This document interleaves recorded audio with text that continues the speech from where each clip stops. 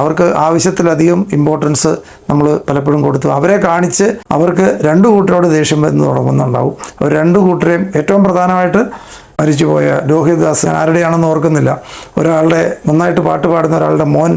Dear friends, പെട്ടെന്ന് നമ്മൾ കൂടുതൽ പ്രതീക്ഷ അർപ്പിക്കുന്ന ആളെ വളർത്തിക്കൊണ്ട് വരണം എന്നുള്ള ആഗ്രഹത്തോടെയും അവർ ചെയ്തിട്ടുള്ള ഒരു കോൺട്രിബ്യൂഷൻ, അല്ലെ അവർ നമ്മുടെ ഓർഗനൈസേഷനിൽ, അല്ലെ നമ്മുടെ വീട്ടിലെ ബ്രദേഴ്സിൻ്റെ ഇടയിലാണെങ്കിൽ തന്നെ ഒരാൾ അനിയനായിരിക്കാം, അല്ലെ ചേട്ടനായിരിക്കാം, അല്ലെങ്കിൽ നമ്മളെ സ്ഥാപനത്തിലെ പുതിയൊരു സ്റ്റാഫ് വന്നു, അദ്ദേഹം വളരെ നന്നായിട്ട് മറ്റ് വർഷങ്ങളായിട്ട് നമ്മുടെ സ്ഥാപനത്തിൽ നിൽക്കുന്നവരെക്കാളും വളരെ പെട്ടെന്ന് തന്നെ നല്ലൊരു പെർഫോമൻസ് കാഴ്ചവെച്ചു. ഉടനെ നമുക്ക് അവരെ കാണിച്ച് അവരെ എപ്പോഴും സദാസമയവും അവർക്ക് ആവശ്യത്തിലധികം ഇമ്പോർട്ടൻസ് നമ്മൾ പലപ്പോഴും കൊടുത്തു. അവരെ കാണിച്ച് ഇവർ ചെയ്യുന്ന പോലെ നിങ്ങൾക്ക് ബാക്കിയുള്ളവർക്ക് ചെയ്തുകൂടെ നമ്മൾ പറയാറുണ്ട്. പക്ഷേ ഫൈനലി അൺഡ്യൂ ഇമ്പോർട്ടൻസ് ആ പുതിയ ആൾക്ക് നമുക്ക് കൊടുക്കേണ്ടതിനേക്കാൾ കൂടുതൽ പ്രാധാന്യം ഒരാൾക്ക് കൊടുത്തു പോയാൽ കുറച്ച് കഴിയുമ്പം സംഭവിക്കാറുള്ളത് നമ്മൾ ഉദ്ദേശിക്കുന്നതിൻ്റെ നേരെ ഓപ്പോസിറ്റ് റിസൾട്ടാണ് പലപ്പോഴും വരുന്നത്. അവർക്ക് രണ്ടു കൂട്ടരോട് ദേഷ്യം വരുന്ന തുടങ്ങുന്നുണ്ടാവും. അവർ രണ്ടു കൂട്ടരെയും ഏറ്റവും പ്രധാനമായിട്ട് ഈ കമ്പയർ ചെയ്യുന്ന ആളെ ഇവരെ പോലെ ആയിക്കൂടെ നിങ്ങൾക്ക്, അല്ലെ അവനെ പോലെ എന്തുകൊണ്ട് നിങ്ങളാകുന്നില്ല,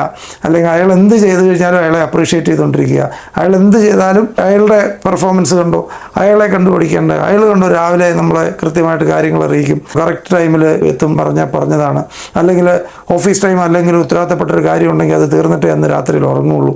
ഇങ്ങനെ എപ്പോഴും പറഞ്ഞുകൊണ്ടിരിക്കുകയും മറ്റുള്ള ആൾക്കാരുടെ എന്തെങ്കിലും കണ്ടുപിടിച്ച് നേരെ തിരിച്ച് അവരുടെ മിസ്റ്റേക്കുകൾ കണ്ടുപിടിക്കാനായിട്ട് നമ്മളന്നേരം സ്വാഭാവികമായിട്ട് പോവുകയും ചെയ്യും.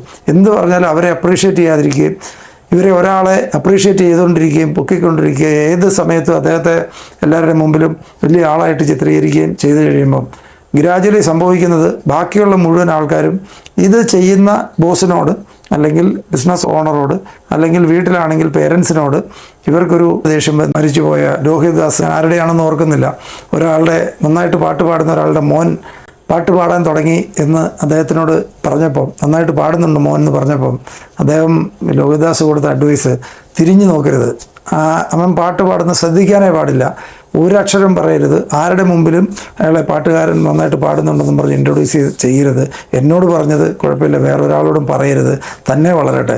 നമ്മൾ തൊട്ടുപോയാൽ നമ്മൾ കാണുന്നുണ്ട്, ശ്രദ്ധിക്കുന്നുണ്ട്, അയാളെ സപ്പോർട്ട് ചെയ്യുന്നതായിട്ട് കണ്ടു കഴിഞ്ഞാൽ അയാൾ നശിച്ചു പോവുള്ളൂ, അയാൾ വളരുകയില്ല, അവിടെ കൊണ്ട് തീർന്നു പോകും.